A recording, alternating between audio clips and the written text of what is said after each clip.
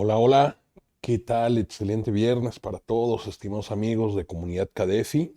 Nuevamente aquí, agradecido con todos ustedes por la confianza, de igual manera agradecido con esta institución que nuevamente nos invita a compartir con ustedes temas de gran interés. Servidor y amigo José Alfredo Zaragoza, buen día. Y bueno, vamos a revisar hoy el tratamiento fiscal de un tema por demás interesante. No sé hasta qué punto no es tanto que sea poco explorado, sino realmente tampoco es algo que se maneje de manera tan recurrente, ¿no? Estamos habituados de pronto a llevar el tratamiento fiscal, pues de empresas que se dedican al comercio, que de alguna manera producen o fabrican algún satisfactor. Y bueno, también no se diga con el tema de la prestación de servicios, ¿no? Sin embargo, hay que voltear a ver también otro tipo de actividades económicas. Actividades económicas que tienen que ver con la primera generación de productos que vienen o que tienen origen directamente, pues de lo que es la fauna, la flora, de lo que a la mano encontramos dentro de lo que es pues el ecosistema, dentro de lo que es a nivel país, pues todo este tipo de maquinaria, todo este tipo de actividades constituyen también como tal pues una de las principales actividades que sostienen de igual manera la economía del país. Así que vamos a ver hoy el tratamiento fiscal de las personas morales que se dedican a estas actividades del sector primario, ¿sí? Recordando ahí un poquito lo que nos enseñaban en la escuela, ¿no? En la educación básica, o al menos a mí todavía me tocó ver eso, en el sentido que había un sector primario, secundario, terciario, servicios, en fin. Y aquí en el caso del sector primario, pues como decíamos, son aquellos productos de origen animal, de origen vegetal, que se supone que, por decirlo de alguna manera un tanto coloquial, pues la propia naturaleza o el ecosistema nos da o nos brinda prácticamente ahí a distancia de tener ahí cerca de la mano, ¿no? Sin embargo, pues obviamente esto refiere también de pronto, pues vamos a pensar si yo aprovecho la madera de un árbol, pues este tipo de recursos son no renovables, ¿no? Entonces, de esta manera, pues igual esto requiere una labor por parte de las personas que se dedican a este tipo de actividad, en el sentido de que, pues no solo se trata de deforestar, hay que reforestar, ¿no? Por ejemplo. Básicamente, este tipo de actividad, pues vamos a obtener gran diversidad de materias primas, como pueden ser alimentos, ¿sí? Y aquí hablamos tanto de fauna como del tema de la flora, los vegetales, cierto tipo de materiales como puede ser la madera, ¿sí? Ahorita por poner un ejemplo, ¿no? Entonces, pues vamos a abocarnos, vamos a esta aventura el día de hoy, hoy viernes 9 de agosto de 2024. Son las 9:06. Vamos a empezar agradeciendo también a la gente que se empieza a conectar, se empieza a incorporar en la plataforma de Cadefi. Pues vamos a dar inicio, vamos a ver algunos aspectos generales. Como parte de su material, al inicio del mismo van a encontrar en su material de apoyo lo que son algunos indicadores e información de carácter permanente, información que está vigente para 2024. En este caso también dejamos ahí a la mano y para uso de todos ustedes lo que es los valores que han estado vigentes de la UMA desde que surge esta unidad de medida y actualización en el año 2016 y hasta los valores que al día de hoy se operan o se ubican como los vigentes.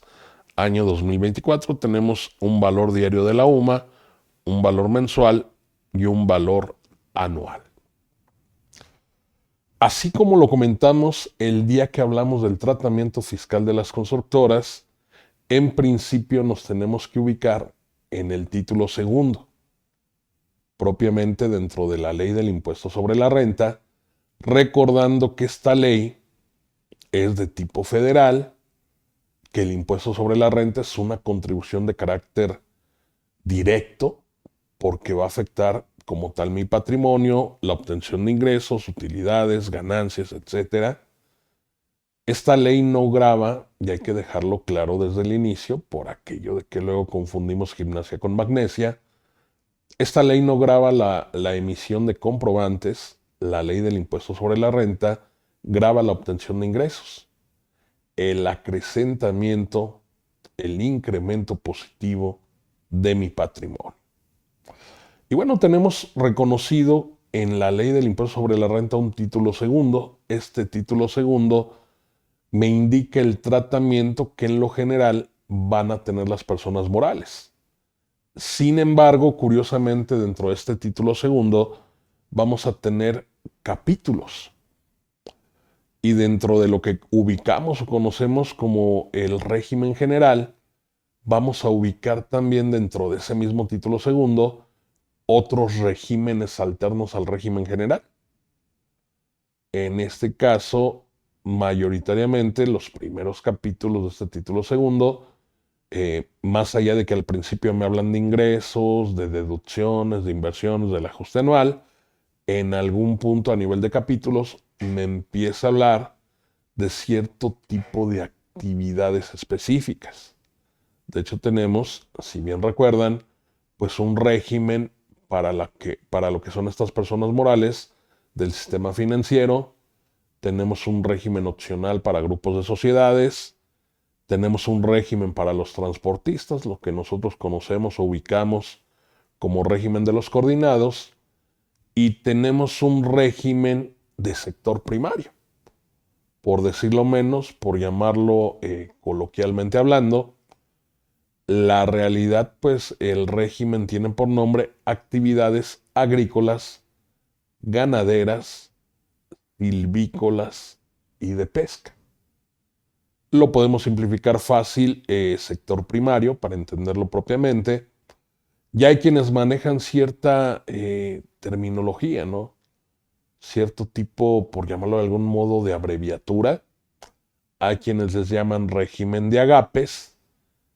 Hay quienes se pelean con los que le llaman agapes y dicen que son agaspe. Digo, finalmente, pues es una discusión estéril. Ahorita igual sale a colación el porqué de esta confusión, ¿no? Porque algunos le llaman agapes, porque otros le llaman agaspe. Pero bueno, lo importante es que entendamos y ubicamos que en este capítulo octavo del título segundo vamos a encontrar el tratamiento para las personas morales que se dedican, y miren, aquí habría que subrayar para que lo tengan presente en todo momento, personas morales que se dedican de manera exclusiva a este tipo de actividades económicas. ¿Sí? Y bueno, vamos a iniciar. ¿Qué me dice, qué me establece el artículo 74 de la Ley del Impuesto sobre la Renta? De entrada yo ubico una obligación. Si ponen atención, si notan, el artículo 74 comienza con un imperativo. Dice, deberán cumplir con sus obligaciones fiscales en materia de ISR conforme al régimen que establece el presente capítulo los siguientes contribuyentes. Y en lista me enumera cierto tipo de contribuyentes, como son las personas morales de derecho agrario. ¿Sí? Contador, ¿cuáles son las personas morales de derecho agrario? Bueno, invariablemente tendremos que acudir al derecho federal común y vamos a tener que ubicar la ley agraria. ¿Sí? De igual manera, me dice que van a poder, tienen que, ¿no? Quedamos que es un deberán, tienen que tributar aquí personas morales. Nótese que aquí ya no me indica que forzosamente tengan que ser de derecho agrario, sobre todo porque la actividad es distinta, ¿no? Me habla de cualquier tipo de persona moral dedicada a actividades pesqueras. ¿Estamos? Acuérdense, es régimen de agricultura, ganadería, silvicultura y pesca. ¿Vale? Y bueno, teníamos también abierta la puerta, que esto de pronto causaba un poquito de confusión, lío, sobre todo para aquellos que no tenían cierto manejo, cierta experiencia en el manejo de este tipo de régimen, dado que hasta 2021 existía la posibilidad de que de igual manera aquellas personas físicas que se dedicaran de manera exclusiva a actividades del sector primario pudieran tributar dentro de este régimen. ¿Sí? Aunque suene un poquito raro, personas físicas tributando en un régimen de una persona moral. Esto a partir de 2022 y propiamente teniendo origen en una reforma fiscal, dejó de ser una posibilidad. Se cierra la puerta, se deroga esa parte del artículo 74 y podemos decir que al día de hoy y a lo que tenemos vigente en ley, pues únicamente las personas morales referidas o que acabamos de mencionar son las que pueden tributar en este régimen. A mí me gusta llamarle más de sector primario, ¿no? En este régimen de personas morales dedicadas a actividades del sector primario. Ahora miren, yo siempre les digo que en materia fiscal no todo está escrito, no todo es como dame un instructivo, la receta de cocina. Nótese que en principio pues ya queda cerrada esta posibilidad de que una persona física tribute en este régimen, pero ojo, no es como del todo, o sea, digamos, no es al 100%. Ahorita lo ampliamos un poquito para que nos quede claro a todos. Y miren, precisamente en esta lámina número 7 de su material de apoyo, material de estudio, estamos viendo que la puerta queda cerrada para personas físicas con actividades exclusivas. Hasta este punto ya es la segunda vez que mencionamos el tema de las actividades y que recalcamos este adjetivo de que deben de ser exclusivas, ¿no? O sea, los contribuyentes que vayan a tributar conforme a este capítulo exclusivamente se tienen que dedicar a este tipo de actividad. En la medida que exclusivamente se dediquen a este tipo de actividad, tendrán o deberán de cumplir sus obligaciones conforme a este régimen. ¿Sí?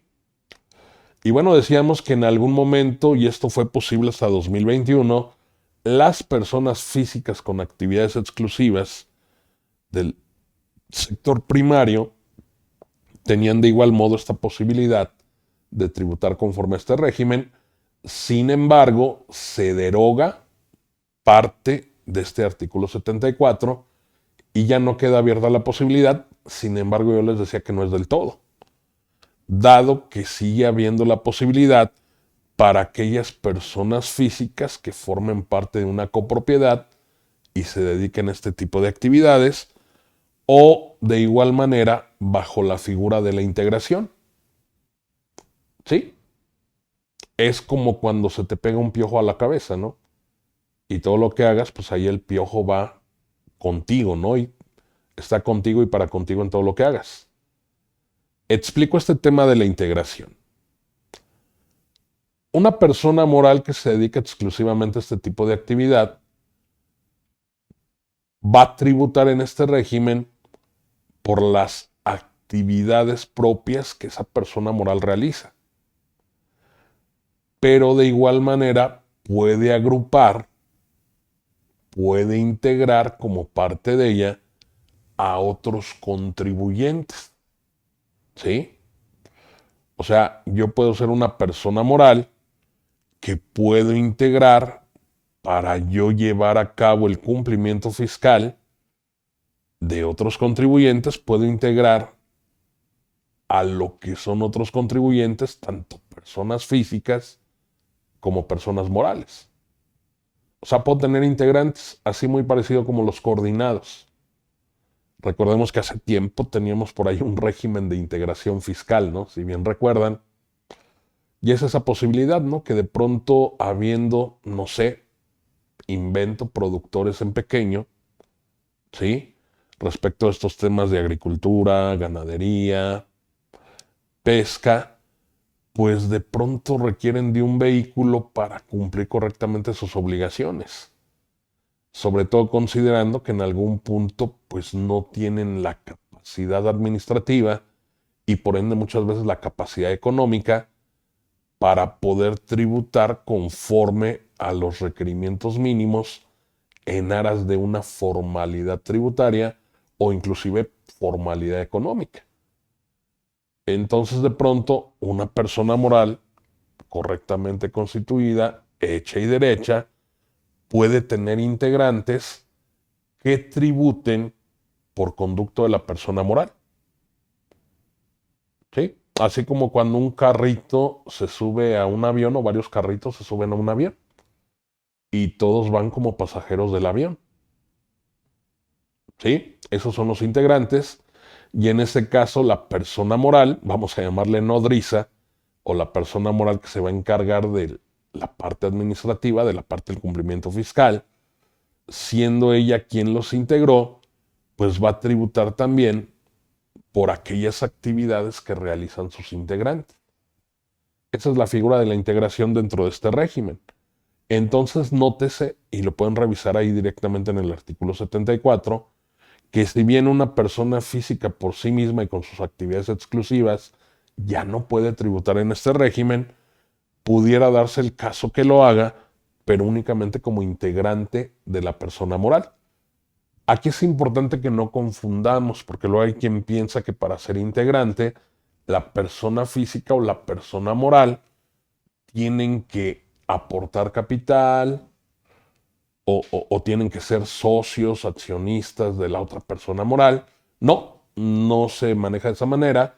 Aquí tendría que haber una concertación, un convenio previo, ¿sí? Para que pues la persona moral que me va a integrar me administre, me lleve a cabo toda la parte fiscal, ¿sí? Y una vez que ya estamos de común acuerdo, pues tengo que presentar un aviso a la autoridad fiscal.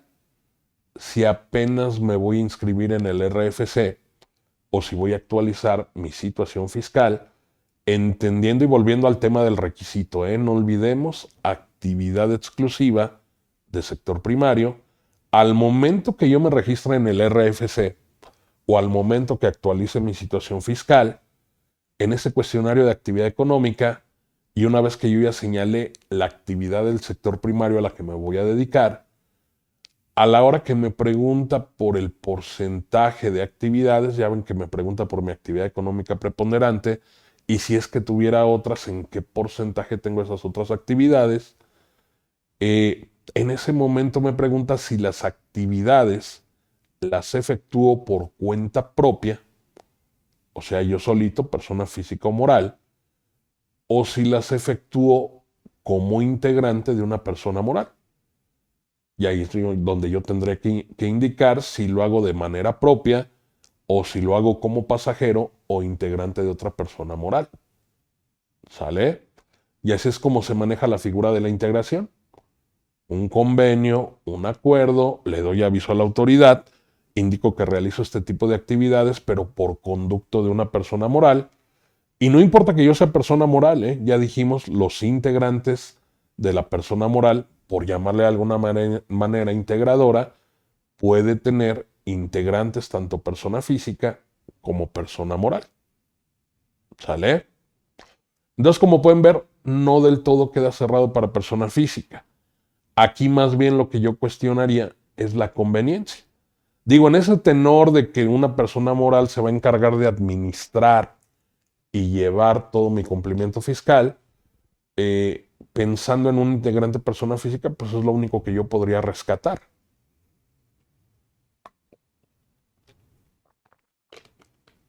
Fuera de este tema de la capacidad administrativa para poder llevar un correcto cumplimiento fiscal, la realidad es que yo no le encuentro ningún tipo de beneficio. El que una persona física, ya sea a través de la figura de la copropiedad o a través de la figura de la integración, tributen por medio de una persona moral, que ya vimos abiertamente las personas morales no es que puedan, no es que quieran, no, deben de tributar en la medida que estas actividades sean de carácter exclusivo. ¿Sí?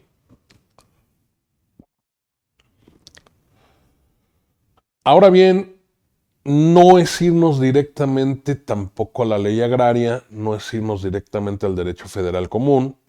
Digo que mejor que de pronto podamos dar un amplio panorama de lo que son este tipo de actividades. Y no es que no se requiera y no es que no me sirva, ¿no? Sin embargo, dado los objetivos y el temario que tenemos el día de hoy, pues vamos a limitarnos a lo más genérico, a lo más básico. Y les decía, a lo mejor tendré que acudir a la ley agraria para poder ubicar, poder identificar cuáles son personas morales de derecho agrario, ¿no? Que las evocaba hace ratito el artículo 74. Sin embargo, nótese que el Código Fiscal de la Federación me define lo que son este tipo de actividades del sector primario cuando me habla y me dice qué debo entender o qué conceptos comprende o abarca la figura de una actividad empresarial. Entonces, miren, si yo me voy al artículo 16 del Código Fiscal de la Federación, recordando que las disposiciones normativas de este código se aplican por defecto de la propia ley, me va a indicar en qué consisten estas actividades para efecto fiscal, ¿no? Que es la parte importante o la parte que nos interesa.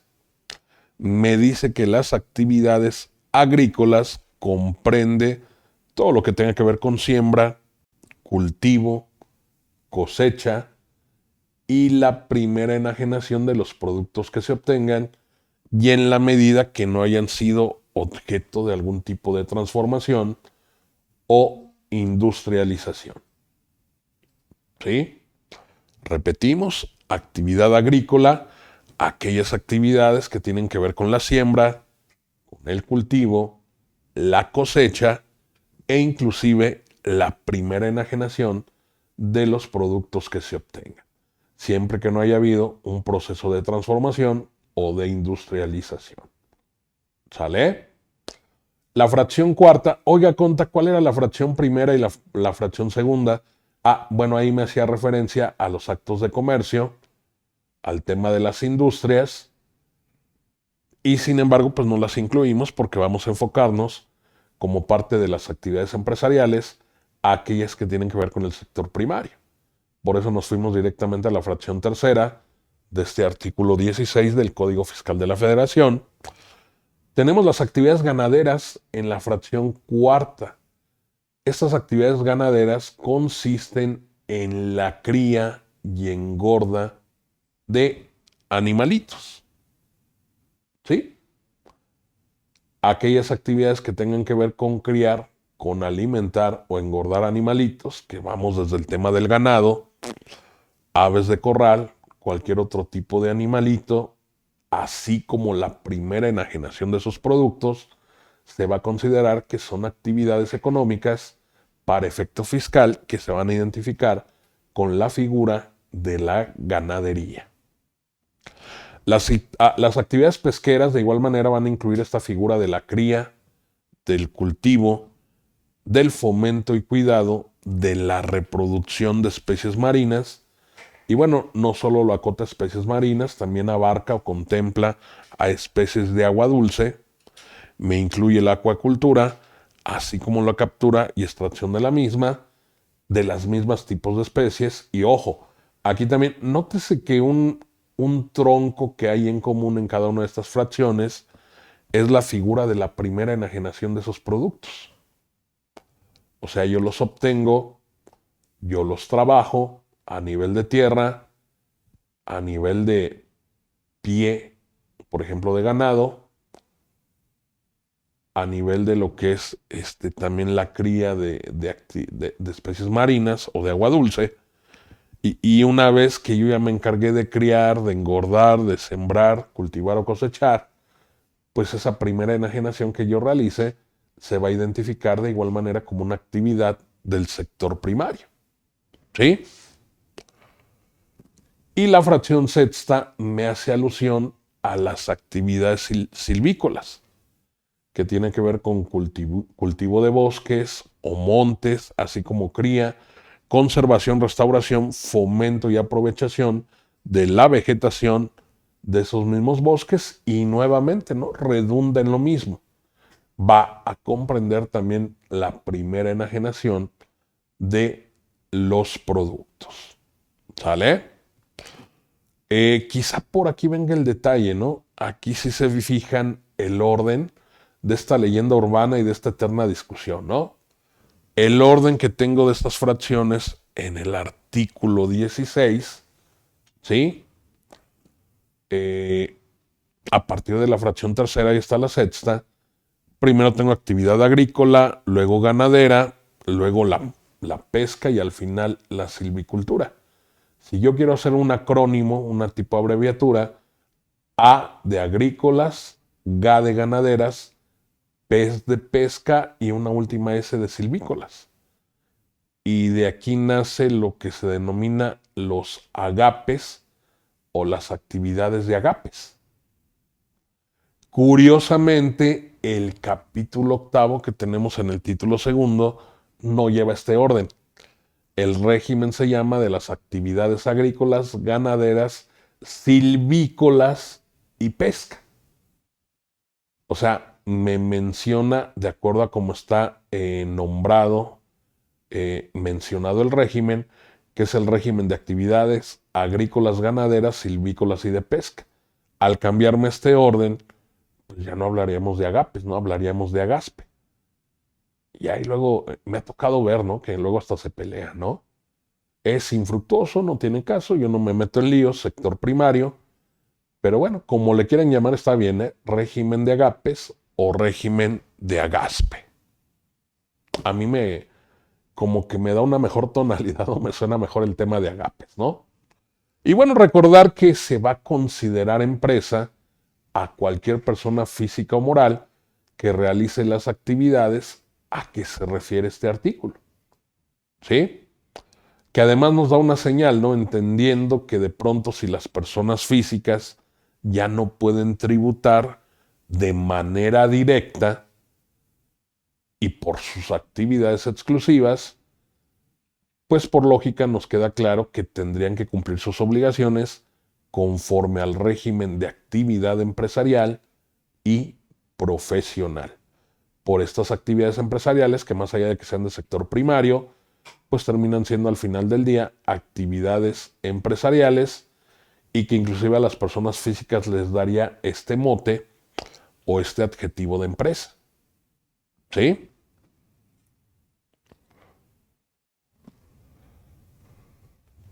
Y bueno, a partir de que se deroga parte del texto normativo de este artículo 74 que estábamos revisando, ¿sí? Surge otra opción para las personas físicas que se dedican a este tipo de actividades económicas. Decíamos que por default o de facto una persona física le correspondería tributar en el régimen de actividades empresariales y profesionales. Sin embargo, ahí como para dorarnos la píldora, darnos a tole con el dedo o vendernos la idea, surge un régimen para las personas físicas denominado régimen simplificado de confianza. Que ahí las actividades económicas que me acepta para yo, persona física, poder tributar, van desde lo que puede ser una actividad económica identificada con actividad empresarial, alguna actividad económica identificada con prestación de servicios, y hasta este tema de la figura del uso goce temporal de bienes, ¿no? El arrendamiento de bienes. Sin embargo, el 9º párrafo de este artículo 113E me menciona que si de manera tal cual y por el perfil que yo manejo en este régimen, mis ingresos son exclusivos de actividades del sector primario, además de los supuestos beneficios que ya maneja el régimen, voy a tener derecho y acceso a una exención. Es decir, no tendré que pagar el impuesto sobre la renta, y así lo prevé el 9º párrafo del artículo 113E, por los primeros 900,000 pesos de ingreso. ¿Sí? Recuerden que aquí no entra quien quiere, ¿eh? O sea, hay que cumplir varios requisitos, ¿sí? Hay que ser persona física, hay que voltear a ver si las actividades por las que yo pretendo tributar en el ejercicio inmediato anterior no excedieron de 3,500,000. Y en esa misma medida, si a lo mejor soy una persona física que el día de hoy me estoy inscribiendo en el RFC y lo hago dentro del régimen simplificado de confianza, pues el primer requisito sería básicamente que yo estime que mis ingresos no van a superar un umbral de 3.500.000 o 3 millones y medio. ¿Sí?